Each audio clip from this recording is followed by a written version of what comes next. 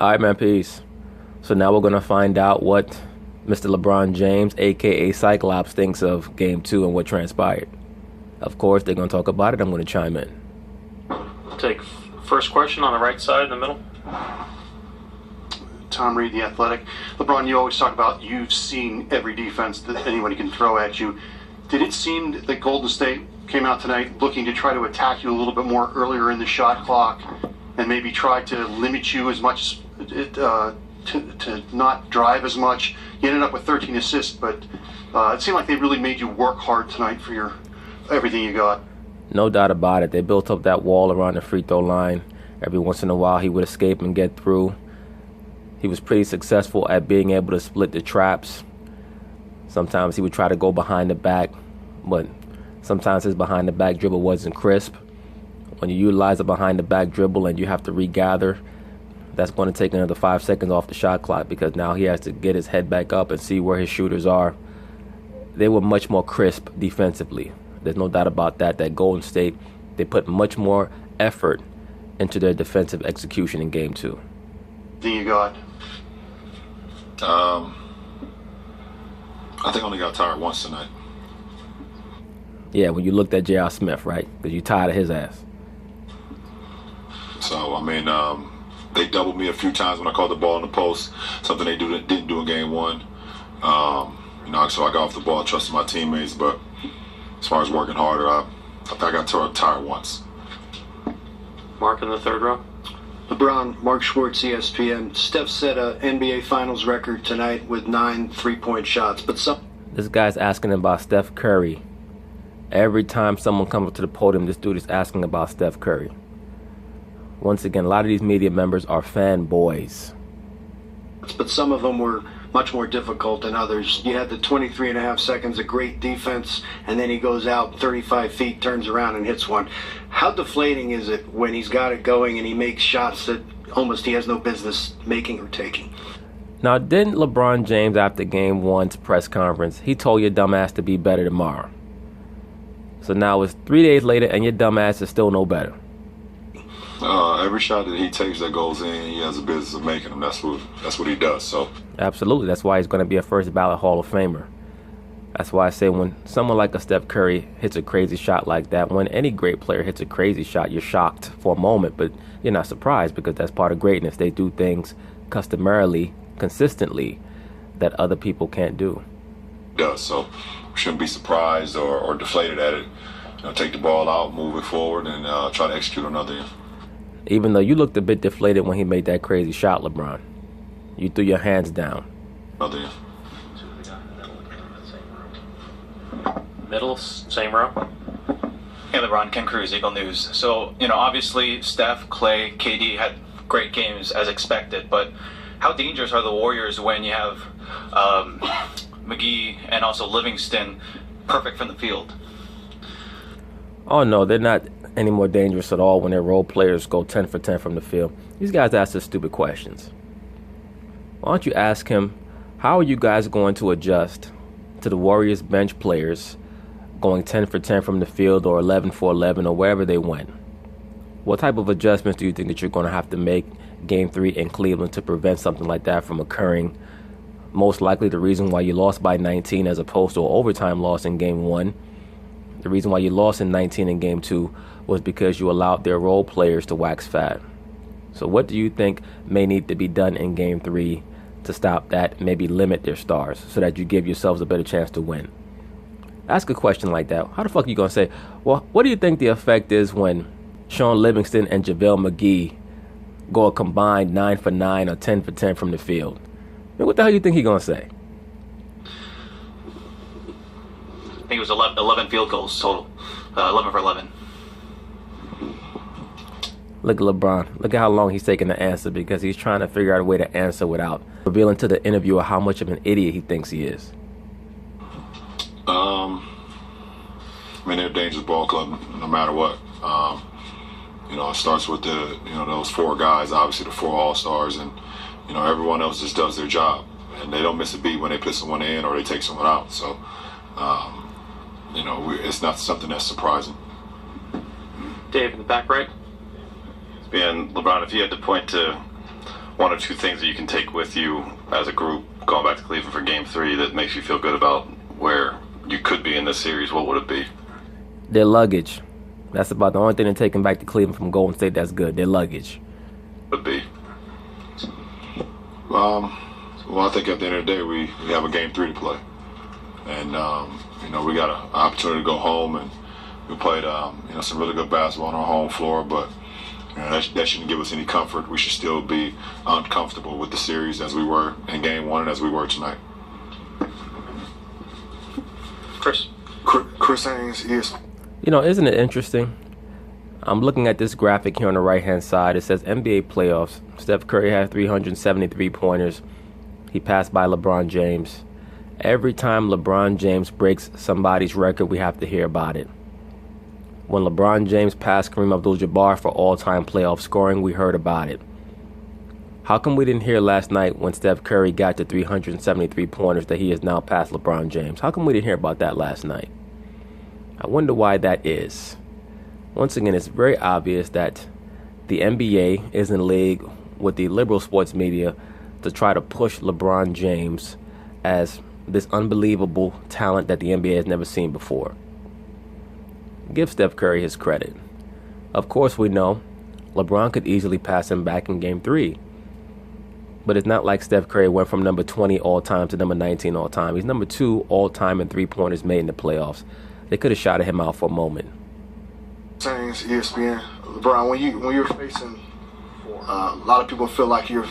Oh, this guy again. The most annoying black reporter in history. The odds are against you in this series.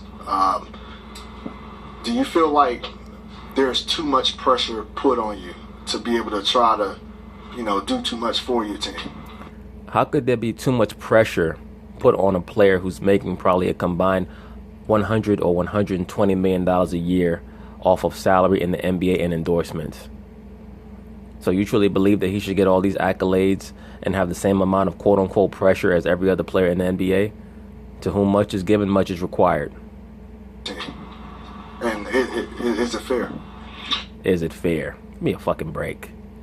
Is it fair that we're constantly hearing about how LeBron James is greater than Michael Jordan? If we're going to be told that he's the greatest basketball player in history, then the expectations for him are going to be expectations that nobody else has. No, I don't really get caught up in that. I mean, Yes, you do. You get caught up in it all the time. You love playing the violin for yourself, LeBron James. You probably got one in your pocket.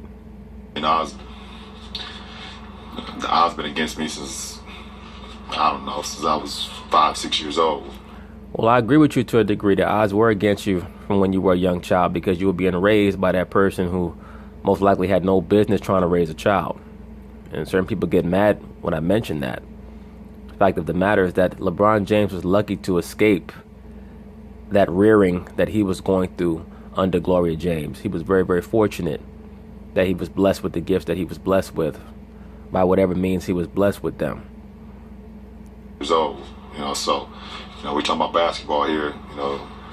It seems like I come up here and tell you guys this all the time. The odds has been stacked up against me since I was, adolescent. So, well, brother, let's be for real.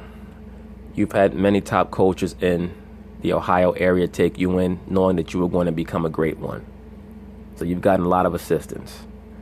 It's not like you were living in a cardboard box and then going to high school basketball games. Let's be for real. So, I put our team in position to try to win a championship, to compete for a championship.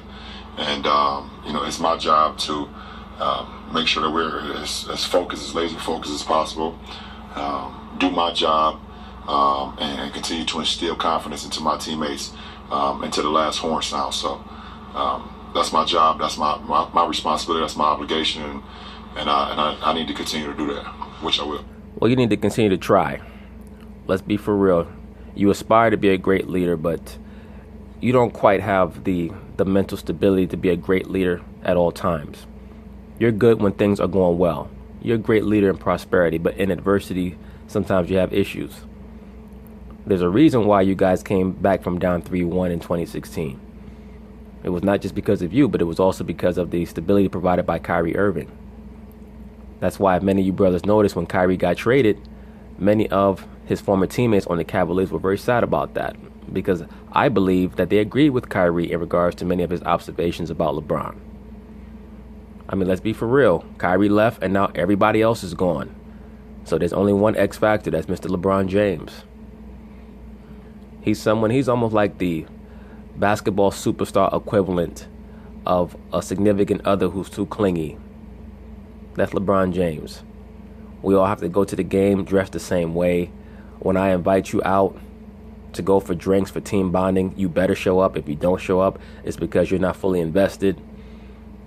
If I give you one of those little hats with the helicopter on top of it, you have to wear that, looking like one of the little rascals. Because I'm LeBron James. I grew up without any siblings, so I need to make all my teammates my imaginary brothers. But when they don't make a layup, I'll have them traded away. Which I will. Tim, standing in the back left. LeBron, Tim Reynolds with the AP. You're one of those guys. Where you at, Tim? I'm all the way back here.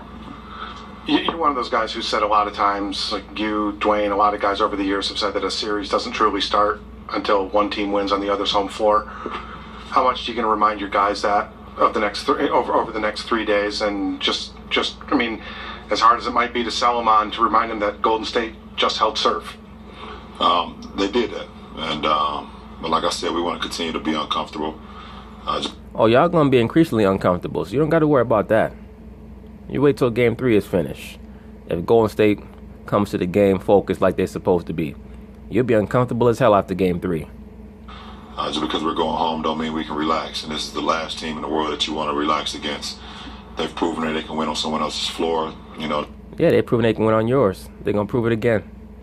You know, no matter if it's through adversity, as people may call it, when they were going through the Rocket series or whatever the case may be, they proved they can win on someone else's floor and do it in any fashion, in any way. So, you know, I will continue to stay uncomfortable, and I hope our guys continue to stay uncomfortable. In other words, you're going to be mad as hell all the way through Games 3 and 4, and you're going to make sure that all your teammates understand how mad you are, because you're going to make their lives a living hell. Comfortable, you know, no matter what else going back home. Third row on the right. Adam Kadura, NBC News Radio. LeBron, you've been in this situation 3 years in a row now, 0-2. Can you draw back on some of those experiences in terms of your strategy going forward? No. I agree with LeBron there. How could you draw back on those experiences when the Cleveland Cavalier roster is completely different? Even the Golden State roster, for the most part, is predominantly different. They have Kevin Durant now. They didn't have Kevin Durant back in 2016. You guys don't have Iman Shumpert and a lot of those other players that were able to exert a certain amount of physicality on the Warriors that allowed you to come back into the series. So it's a totally different kettle of fish. Ken on the right side in the middle. Over here to your right, LeBron, Ken Berger from Bleacher Report. You've always been a guy that played the game with a lot of love, with a lot of joy for the game.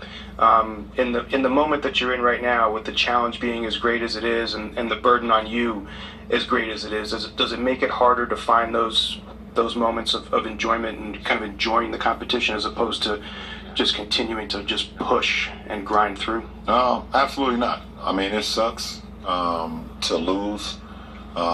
It sucks when you go out there and you give it everything that you have, and you know. I understand, LeBron. You like that guy who keeps climbing to the mountaintop and slips and falls right before the pinnacle. You know, and you prep, and you know your mind is in it, and your body is in it, and you come out on a losing end.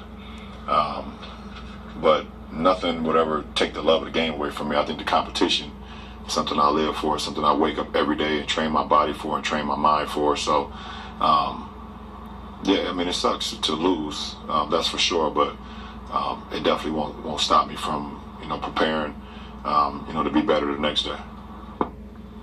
Robert, last one in the middle. Robert Littal, BSO, you spoke with us yesterday about getting the treatment for your eye. Still looking a little bloody there. How was it tonight? And going forward, you know, do you think it's something that you just have to learn to work around? Why you gonna bring up the man's eye for? Look like he just did chilling. You gonna bring up the man's eye? You already know that if it can't get any better, it's not gonna get any better. He has to let it heal. Now it's my job to call him a cyclops. Yeah, I mean, I'm gonna have to work around it until it's not blood anymore. I mean, it's not gonna keep me out of a game. I mean, I'll be active. What's today? What is today? Sunday? Sunday. Brother can't even remember what day it is. That should show Golden State. He's about one power punch away from being down for the count. He's ready to give in. Sunday? Sunday. When do we play again? Wednesday? Wednesday. Brother don't even know when they play. Ain't that a bitch? And he talking about everybody being locked in. Wednesday. So I'll be active. I'll be in uniform, and I'll continue to try to make plays and help our team be successful and try to, get one up on the board. So the eyes looked a lot better. My daughter don't like the way I look right now. Yeah, she didn't like the FaceTime that we had earlier. She was a little weirded out about it. But I'll be fine. So, everything's good. Appreciate it. Thank you, LeBron. In all seriousness, though, the Golden State Warriors better be prepared come Game 3. Because this brother's going to give 110% to try to get that one win on the board. So they better be ready. Because he's going to come like a freight train, and he's going to have the referees on his side.